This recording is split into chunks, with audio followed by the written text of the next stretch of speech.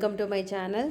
நாம் இன்றைக்கி என்ன பார்க்க போகிறோம்னு சொல்லி பார்த்தீங்கன்னா எஸ்கியூஎல் கொரீஸ் பற்றி தான் பார்க்க போகிறோம். ப்ரீவியஸ் வீடியோவில் எஸ்கியூஎல்னால் என்ன, ஸோ எஸ்கியூஎல்ல என்னென்ன கமெண்ட்ஸ் இருக்குதுன்னு சொல்லி மென்ஷன் பண்ணியிருந்தேன். இப்போ அந்த கொரீஸை எப்படி ரன் பண்ணுறதுன்னு சொல்லி தான் நம்ம இந்த வீடியோவில் பார்க்க போகிறோம்.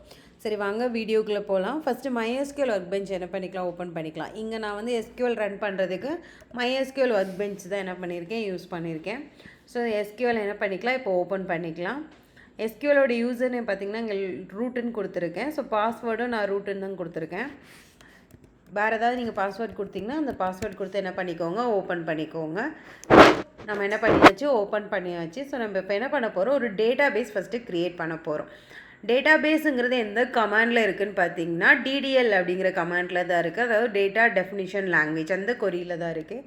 டேட்டா பேஸ் க்ரியேட் பண்ணுறதுக்கு க்ரியேட் டேட்டா பேஸ் அப்படின்னு சொல்லி கொடுத்துட்டு டேட்டா பேஸ் நேம் வந்து என்ன பண்ணணும், கொடுக்க போகிறோம். ஸோ இதோட சின்டெக்ஸை நான் வந்து டிஸ்கிரிப்ஷனில் உங்களுக்கு மென்ஷன் பண்ணுறேன். ஸோ இங்கே நான் டேரெக்டாக கொரி அப்ளை பண்ணி தான் வந்து ரன் பண்ணி ஒர்க் அவுட் பண்ணி உங்களுக்கு ப்ராக்டிக்கலாக காமிக்க போகிறேன். சரி, க்ரியேட் டேட்டா பேஸ் கொடுத்துட்டேன். ஸோ டேட்டா பேஸ்க்கு ஒரு நேம் வந்து என்ன பண்ணணும், நம்ம கொடுக்க போகிறோம். ஸோ டேட்டா பேஸ் நேம் வந்து நான் ஸ்டாஃப் அப்படின்னு சொல்லி கொடுத்துருக்கேன். கொடுத்துட்டு செமிகோலன் கொடுத்துட்டேன். ஸோ இதை ரன் பண்ணுறதுக்கு கண்ட்ரோல் என்டர் கொடுக்கணும். ஸோ பார்த்திங்கன்னா ஒரு க்ரீன் கலர் டிக் வந்து என்ன ஆகும், நமக்கு விசிபிள் ஆகும். ஸோ மேபி நான் கொடுத்த டேட்டா டைப் ஆல்ரெடி இருக்குது அப்படின்னா எனக்கு வந்து என்ன வரும், ஆல்ரெடி எக்ஸிஸ்டிங் அப்படின்னு சொல்லி எரர் கமெண்ட் வந்து இங்கே மென்ஷன் ஆகும். நெக்ஸ்ட்டு பார்த்திங்கன்னா இந்த டேட்டா பேஸில் தான் நான் யூஸ் பண்ண போகிறேன் அப்படின்னு சொல்லி என்ன பண்ணணும், நம்ம மென்ஷன் பண்ணணும். நான் டேபிள் க்ரியேட் பண்ணுறதுக்கு முன்னாடி என்ன டேட்டா டைப் யூஸ் பண்ண போகிறேன்னு நாங்கள் சொல்லணும்.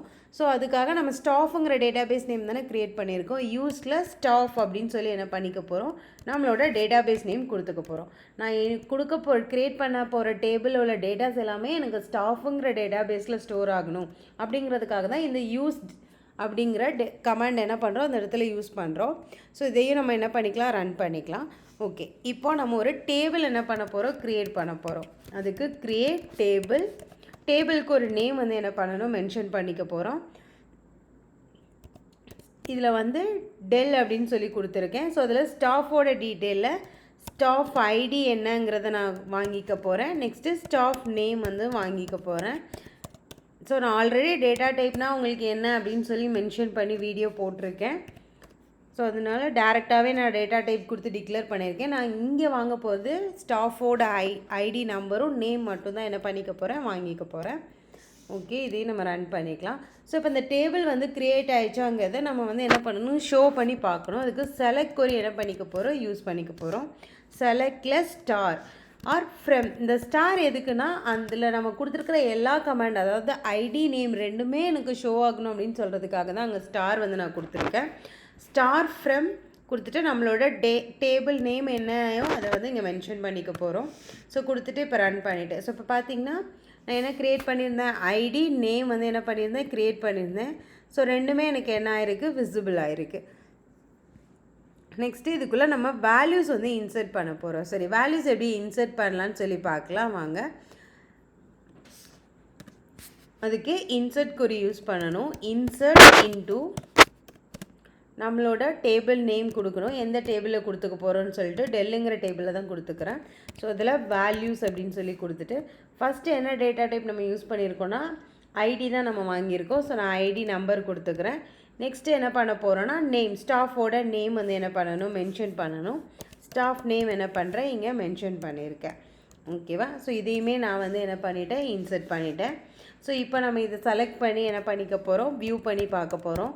செலக்ட் ஸ்டார் ஃப்ரம் கொடுத்துட்டு நம்மளோட டேபிள் நேம் கொடுத்துக்க போகிறோம்.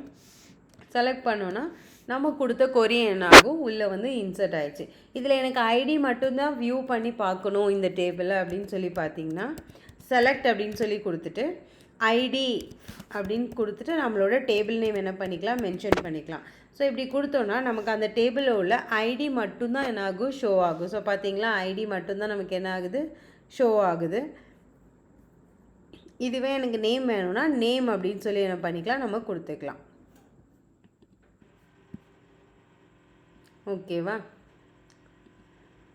ஸோ நெக்ஸ்ட்டு இதில் வேறு என்ன கண்டிஷனில் யூஸ் பண்ணலாம் அப்படிங்கிறத நான் நெக்ஸ்ட்டு வீடியோவில் உங்களுக்கு காமிக்கிறேன். தேங்க்யூ.